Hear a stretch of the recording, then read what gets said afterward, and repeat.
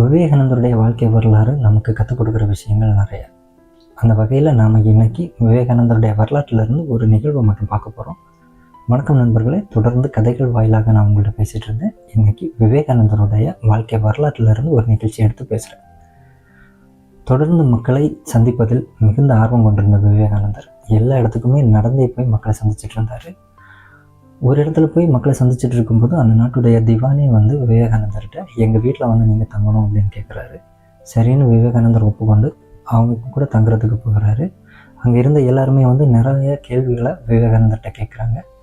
எல்லாத்துக்குமே நல்ல பதில்களை விவேகானந்தர் அமைதியாக சொல்கிறாரு. எல்லாருக்கும் புரிகிற மாதிரி எடுத்துக்காட்டுகள் மூலமாக விளக்கி கொடுக்குறாரு. இதெல்லாம் அமைதியாக கவனிச்சுட்டு இருந்த அந்த திவான் விவேகானந்தர்கிட்ட ஒரு கேள்வி கேட்குறாரு. இவ்வளவு பண்டிதராக இருக்கக்கூடிய நீங்கள் எதற்காக இறந்துண்ணுகிறீர்கள் அப்படிங்கிற ஒரு கொஸ்டின் கேட்குறாரு. இதை கேட்டதும் அமைதியாக இருக்கிறாரு விவேகானந்தர். இருந்துட்டு அந்த திவானை நோக்கி அவர் ஒரு கேள்வி கேட்குறாரு. ஒரு மன்னனாக இருக்கக்கூடிய நீங்கள் மக்களுடைய வரி பணத்தில் ஆங்கிலேயர்கள் கூட சேர்ந்துட்டு காட்டுக்குள்ளால போய் வேட்டையாடி நீங்கள் உங்களுடைய பொழுதை வீணாக செலவு பண்ணுறீங்கல்ல, அது எதனால் அப்படின்னு தெரிஞ்சுக்கலாமான்னு கேட்குறாரு. உடனே திவான் அமைதியாக இருந்துட்டு பதில் சொல்கிறாரு, அது என்னுடைய தனிப்பட்ட விருப்பம் அப்படின்னு. ஏற்கனவே கேட்கப்பட்ட அந்த கொஸ்டினுக்கு இப்போது விவேகானந்தர் பதில் சொல்கிறாரு, இறந்துண்பதும் என்னுடைய தனிப்பட்ட விருப்பம், ஆனால் நான் மக்களுக்கு செய்ய வேண்டிய சேவைகளை சரியாக செய்துட்ருக்கேன் அப்படின்ட்டு விவேகானந்தர் சொல்கிறாரு. கொஞ்ச நேரம் சபை ரொம்ப அமைதியாக இருக்குது. சிறிது நேரத்துக்கு அப்புறமா திவான் சொல்கிறாரு விவேகானந்தர்கிட்ட, நான் கல்லையோ மண்ணையும் வணங்குவதில்லை அப்படின்னு ஒரு புன்முறுவலோட ஒரு ஏளனமாக ஒரு சிரிப்போட சொல்கிறாரு. அது கேட்ட விவேகானந்தர், என்ன கிண்டல் பண்ணுறீங்களா அப்படின்னு கேட்குறாரு.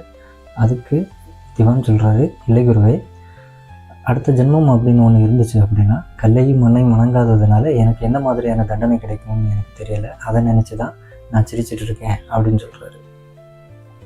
கொஞ்ச நேரம் அமைதியாக இருந்த விவேகானந்தர் சவுத்தில் ஒரு ஃபோட்டோ மாட்டி இருக்கிறத பார்த்து அந்த ஃபோட்டோ எடுத்துகிட்டு வர சொல்கிறாரு. அதில் இருந்தது திவானுடைய படம் தான். திவான்கிட்டே சொல்கிறாரு, இந்த ஃபோட்டோவை பார்த்து நீங்கள் காரி துப்புங்க அப்படின்னு சொல்கிறாரு. அதுக்கு திவான் அமைதியாக இருக்கிறாரு. அங்கே இருந்த சேவகர்கள்ட்டையும் சொல்கிறாரு, இந்த ஃபோட்டோவில் நீங்கள் காரி துப்புங்க. எல்லாருமே ரொம்ப வேர்த்து விடுவிடுத்து போயிட்டாங்க. சில பேர் பயந்துட்டாங்க, என்னது நம்மளுடைய திவானையே காரி துப்ப சொல்கிறாங்களே அப்படின்ட்டு. யாருமே செய்யாததுனால விவேகானந்தர் ஒவ்வொருத்தரையாக கேட்குறாரு, ஏன் நீங்கள் காரி துப்ப மாட்டேங்கிறீங்க அப்படின்னு. உடனே ஒரு சேவகர் பதில் சொல்கிறாரு, அது எங்களுடைய திவானை நாங்கள் எப்படி காரி துப்புறது அப்படின்னா. விவேகானந்தர் இந்த இடத்துல சொல்கிறாரு, இதே போல தான் மக்களும் கல்லையோ மண்ணையோ தாமிரத்தையோ வணங்குவதில்லை, கல்லே மண்ணே தாமிரமே என்று யாரும் வேண்டுவதில்லை, அந்த சின்னங்கள் மூலம் கடவுள்களை நினைத்து தான் வழிபடுகிறார்கள் அப்படின்னு ஒரு பெரிய ஸ்டேட்மெண்ட்டை சொல்கிறாரு. அதை கேட்ட உடனே திவான், ஐயோ குருவே மன்னிக்கணும், நான் ஒரு தவறான கருத்தில் இவ்வளோ நாளும் இருந்திருக்கேன், என்னுடைய அறிவு ஒளியை நீங்கள் திறந்து விட்டுட்டீங்க அப்படின்னு ரொம்ப சந்தோஷமாக சொல்கிறாரு. இவருடைய நிகழ்ச்சி மூலமாக, இந்த வரலாறு மூலமாக நாம் கற்றுக்கிறது என்ன அப்படிங்கிறத நீங்கள் எனக்கு கமெண்ட் பண்ணுங்கள். தொடர்ந்து என்னோட இணைந்திருங்கள். நன்றி, வணக்கம்.